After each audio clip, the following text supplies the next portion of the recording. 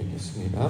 하다네셀의 부하들이 자기가 이스라엘 앞에서 패하였음을 보고 다윗과 더불어 화친하여 섬기고 그 후로는 아람 사람이 암몬 자손 돕기를 원하지 아니하였더라. 아멘. 역대상 19장 1절부터 19절까지 본문입니다. 여호와께서 선히 여기시는 대로 행하시기를 원하노라. 여호와께서 선히 여기시는 대로 행하시기를 원하노라 라고 할 말씀의 제목입니다. 역대상 62번째 시간으로 오늘 본문 19장을 만나는데요. 오늘 19장에서는 다윗과 용사들이 문제를 만났을 때 어떻게 해결해 나아가는가 하는 내용들을 다루고 있습니다. 다윗은 자신을 도왔던 족속들에게 호의를 베풀고자 했습니다. 그런데 그 족속은 다윗의 호의를 거부했습니다. 거부할 뿐만 아니라 오히려 대적하는 상황까지 벌어지게 되었던 거지요. 자, 이에 대해서 다윗과 왕이 된 다윗과 그가 세운 용사들은 어떻게 이 문제를 해결하고 다스려 나아가는가? 그 내용들을 오늘 본문에서 설명하고 있습니다. 이에 대한 이제 철저한 근거, 기준이 무엇이 되느냐? 오늘 본문에서는 여호와께서 선히 여기시는 대로 행하는 것이 그들의 다루고자 하는 내용의 기준이요 근거가 되고 있습니다. 13절에 나와 있는데 13절 말씀. 너는 힘을 내라. 우리가 우리 백성과 우리 하나님의 성읍들을 위하여 힘을 내자. 여호와께서 선히 여기시는 대로 행하시기를 원하노라 하고. 자, 다윗과 그가 세운 신하들이 문제를 해결하는 방식의 그 기준과 근거가 어디서 오느냐? 여호와께서 선히 여기시는 대로 행하는가? 자, 이것을 우리 기준으로 이야기하고 있습니다. 본문에서는 다윗의 호의와 선의를 거부하는 대상을 암몬 족속으로 예를 들고 있죠. 암몬 족속은 호의를 거절하고 무시할 뿐만 아니라 아람 족속과 연합하여서 오히려 다윗을 대적하는 모양으로 나타나고 있습니다. 자, 이때 다윗과 용사들이 어떻게 이 일들을 해결하고 다루고 있는가? 그들은 하나님의 방식을 따르고 있는 것입니다. 자, 하나님의 방식을 따르다. 오늘 본문의 구절에 따르면 여호와께서 선히 여기시는 대로, 좋게 여기시는 대로 하나님이 기뻐하시는 방식을 따르다라는 말씀으로 우리가 이 이야기를 이해할 수 있겠죠. 자, 이처럼 사람의 방식이나 세상의 방식이 아니라 하나님의 방식을 따르는 것을 성경에서는 무엇이라고 할까요? 이것을 우리가 어제 의라는 개념, 정의, 공의라고 할 때 그 개념으로 우리가 살펴봤습니다. 성경에서 말하는 의, 공의, 정의는 모두 다 하나님의 방식을 따르는 것을 가리키는 말이죠. 다윗을 왕으로 세웠습니다. 또 왕이 되었던 다윗은 신하들을 세웠습니다. 이처럼 왕으로 세우고 직분을 맡긴 것은 자신이 가지고 있는 역량이나 지식이나 경험을 가지고 문제를 해결하려고 하는 것이 아니고 하나님의 방식을 따르는 자의 모습을 보여주시기 위해서 세운 자들임을 기억해야 한다라는 거죠. 왕도 통치권이나 지휘권을 가지고 자신의 어떤 욕망을 이루거나 꿈을 이루는 것, 그래서 어떤 문제를 해결하는 자의 모습이 아니고 하나님의 말씀을 따르는 것이 왕의 본분이 되는 것입니다.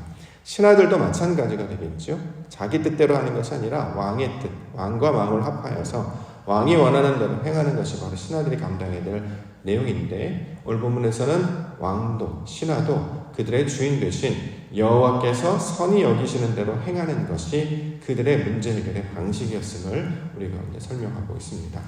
우리에게 이제 적용을 해보죠. 삶의 어떤 환경에서도 우리가 항상 기억해야 되는 것, 우리가 어떤 인정을 받는다던가 어떤 업적을 세운다던가, 그래서 어떤 바벨탑을 세우거나 도시를 건설하거나 우리의 이름을 내거나 흩어짐을 면하거나 이런 것이 목적이 되는 것이 아니라 우리의 삶의 모습을 통하여서 하나님을 알만한 그 영광을 드러내는 일이 바로 우리를 세우신, 우리를 부르신 하나님의 목적이 된다라는 것이죠. 다시 말해 하나님을 기쁘시게 하는 일을 감당하는 자들이 저와 여러분들이 되어야 한다라는 것입니다. 다윗과 용사들이 모든 문제를 해결할 때에 하나님의 방식으로 해결하기를 원했던 것처럼 오늘도 우리가 하루를 살아가면서 우리가 만나는 모든 문제들, 사람들, 자, 이것들을 나타낼 때에 우리가 어떻게 잘 대처하여서 참 괜찮았다라고 인정받는 것이 아니라 어떻게 하면 하나님의 영광이 내 안에 이루어지게 될 것입니까? 하나님을 아는 그 향기, 그리스도를 아는 냄새를 어떻게 우리가 풍겨 나타낼 것입니까? 다시 말해 하나님의 영광을 드러내는 빛의 자녀들, 소금들이 될 것인가, 이것들을 기억하며 하나님의 영광을 나타내고 드러나는 자로 살게 하여 주시옵소서. 다시 말해 하나님의 방식을 따르는 의인들로 공의와 정의를 행하게 하여 주시옵소서. 이렇게 붙잡고 기도하며 간구하는 기도의 시간으로 되기를 소망합니다. 자, 하나님의 방식을 이제 나타내는 말이죠. 하나님의 방식. 하나님께서 기뻐하는 방식이 어떤 것입니까? 가장 먼저 생각해 볼 수 있는 것은 부끄러움을 덮어주는 이야기, 5절에 이야기하고 있습니다. 5절, 어떤 사람이 다윗에게 가서 그 사람들이 당한 일을 말하니라. 그 사람들이 심히 부끄러워하므로 다윗이 그들을 맞으러 보내 왕이 이르기를 너희는 수렴이 자라기까지 여리고에 머물다가 돌아오라 하니라. 자, 조문사절을 암몬에게 보냈습니다. 그랬는데 그 조문사절이 부끄러움을 당했습니다. 호의를 베풀려고 갔더니 그 호의를 왜곡하여서 오해하여서 자신의 땅을 영탐하고 탐욕을 부리는 것들로 잘못 이해를 하고 보냈던 그 조문사절을 환대하지는 못할 망정 오히려 수염을 자르고 엉덩이가 드러나도록 치부를 드러나도록 이렇게 부끄러움을 줘서 모욕을 줘서 쫓겨나왔단 말이죠. 그냥 돌아올 수가 없어서 수염도 없고 또 옷도 없고 이런 상태가 되어서 그들이 부끄러움의 상태가 되었습니다. 자, 이럴 때 다윗왕은 그들을 어떻게 대해야 되는가? 그 부끄러움이 해결될 때까지 여리고에 머물다 오라 이렇게 이야기하고 있죠. 수염이 자라기까지 여리고에 머물다가 돌아오라 하니라. 자, 어려운 성편을 살피고 함께 마음을 나누는 자의 모습으로 이 다윗 왕이 모습을 보여주고 있죠. 하나님의 일을 감당하다 보면 때로는 우리의 마음을 차지 않는 경우가 있지 않습니까? 어떤 일을 잘 하고자 어떤 직분을 세우거나 어떤 일을 잘 감당하기 위해서 일들을 감당하게 됩니다. 근데 뜻하지 않게 우리가 원했던 결과가 아니라 그렇게 잘 되지 않는 경우가 있어요. 그렇다고 해서 그 사람한테 어떤 책임을 묻는다거나 거기에 대해서 어떤 좋고 나쁨을 또 어떤 의견을 표시하기보다 그들의 부끄러움, 자, 그들의 어려움이 무엇인지를 알게 되어서 자, 그들의 어떤 부끄러움을 충분히 이해하고 여리고에 머물고 수염이 다 자라기까지 스스로 그 부끄러움이 사라지기까지 임무를 온전히 감당하지 못했던 그 수치가 다 사라질 때까지 여리고에 머물다 돌아올 것을 말하고 있는 다윗 왕의 모습을 통해서 우리가 이제 가장 먼저 할 것, 자, 어려운 형편을 돕고 상대방의 어려움을 함께 공감할 수 있는 것. 자, 이것이 우리 하나님께서 기뻐하는 모습이 되고 있는 것이죠. 예를 들어서 이렇게 뜻하지 않게 연약한 자, 어려움을 당하는 자들 대표적으로 예를 든다면 우리 어린아이와 같은 신앙생활을 갖고 있는 자들이라고 할 수 있겠죠. 믿음이 연약하여서 지식이 없어서 또는 어떤 경험이 없어서 자기 방식대로 또는 환경의 어려움 때문에 고난을 당하는 경우가 있습니다. 자, 그럴 때 그들을 향해서 어떤 평가를 내리거나 또 어떤 요청을 하기보다 그들의 어려움을 돌아보고 그들의 마음을 함께 두고 그들의 아픔과 어려움을 공감하는 일, 자, 이것이 하나님께서 기뻐하시는 모습이 된다라는 거죠. 일을 이루어서 내가 어떤 계획을 하고 어떤 모양을 지어서 그 모양이나 일을 완수하는 게 목적이 아니라 그 일을 통해 나타나는 여러 가지 어려움이나 연약한 자들이 발견이 되면 그들과 마음을 함께하여서 공감하는 것, 자, 이것이 우리 기독교인들, 믿음의 사람들이 감당해야 될 일이다라는 거죠. 그러므로 주변에 어려운 자들이 있거나 또는 그 어려움 가운데 머물러 있는 자들이 있다면 우리가 중요한 것은 우리도 함께 낮아져서 마음을 나누고 그들의 슬픔을 나누고 함께 근심을 나누고 기도 가운데 나아가는 것. 그래서 온전히 회복될 때까지 기다려주는 것. 자, 이것이 우리 신앙의 모습 가운데 이제 필요하게 될 것입니다. 코로나가 이제 다 끝났습니다. 그래서 우리가 원하는 것, 예배가 회복되기를 원하고 또 코로나 이전보다 더 뜨겁고 또 깊이 있는 신앙의 모습들이 나타나기를 원하죠. 그런데 쭉 한번 돌아보니까 또 어떤 연락들을 취해보시면 코로나만 끝난 것이 아니라 여러 가지 형편이 많이 어려워지신 분들이 있었습니다. 그것이 경제적으로든 신앙적으로든 영적으로든 어려운 분들이 있었어요. 이럴 때 어떻게 하면 좋을까 많은 목회자로서 많은 고민도 하고 걱정을 하게 됩니다. 본문의 내용들을 보면 하나님이 세우신 자들, 주의 일들을 감당하는 자들은 그들의 아픔을 공감하는 것. 그래서 빨리 그들이 그 어려움들을 잘 이겨낼 수 있도록 응원하고 또 마음을 함께하는 것이다라는 깨달음을 얻게 되었습니다. 우리에게 필요한 것이 바로 이런 모습들이 아닌가 싶은데요. 뜻하지 않은 어려움을 경험하고 또 낙심 가운데 있는 자들, 그들과 함께 마음을 나누며 그들의 어려움들을 공감하는 우리 성도와 교회가 되기를 원합니다. 그 다음에 주는 말씀이 이제 도움에 관한 이야기하고 있습니다. 12절. 이르되 만일 아람 사람이 나보다 강하면 네가 나를 돕고 만일 암몬 자손이 너보다 강하면 내가 너를 도우리라. 자, 어려운 문제가 생기게 돼요. 자, 이 어려운 문제는 어떻게 하느냐? 잘 해결이 됐으면 좋겠습니다. 어떤 말로만 하는 어떤 응원, 그것으로 끝나는 것이 아니라 돕겠다라는 말을 이제 이야기를 하고 있죠. 그가 도우면 내가 너를 돕고, 다른 쪽에 가면 네가 나를 도와달라. 사람은 혼자 살 수 없습니다. 그래서 하나님께서는 돕는 자를 만들어 주셨죠. 그래서 이 돕는 자의 역할하는 것이 바로 말씀입니다. 이 말씀이 우리를 돕게 되죠. 그 말씀이 육신이 되어서 우리 가운데 찾아오신 분이 바로 예수 그리스도시고, 그리스도를 믿는 모든 성도는 그 말씀이 육화되어서 체화되어서 삶의 모습으로 그와 모습과 똑같은 모습으로 살아가게 됩니다. 그러므로 우리 예수님 또 그가 보내신 성령님의 별명이 또 다른 명칭이 보혜사, 돕는 자라는 뜻을 가지고 있죠. 그렇기 때문에 기독교인들의 속성 자체가 돕는 일을 하는 것, 돕는 자의 모습을 감당하는 것. 자, 이것이 바로 하나님께서 우리 가운데 원하시는 모습이 된다는 거죠. 어려운 일이 있을 때, 우리가 들었을 때 우리가 그를 돕는 자들이 되고, 또 우리에게 어려운 문제가 있을 때 우리를 도와주십시오. 그래서 돕는 자의 모습으로 나아가는 것, 이것이 바로 하나님께서 기뻐 여기시는 모습이 될 것입니다. 문제를 해결하기 위해서 그것을 우리는 보통 이제 방관자나 어떤 평가자의 위치로 자꾸 서 있으려고 해요. 그렇죠? 구덩이에 빠진 자, 수렁에 빠진 자 있으면 스스로 빠져나오기를 원하죠.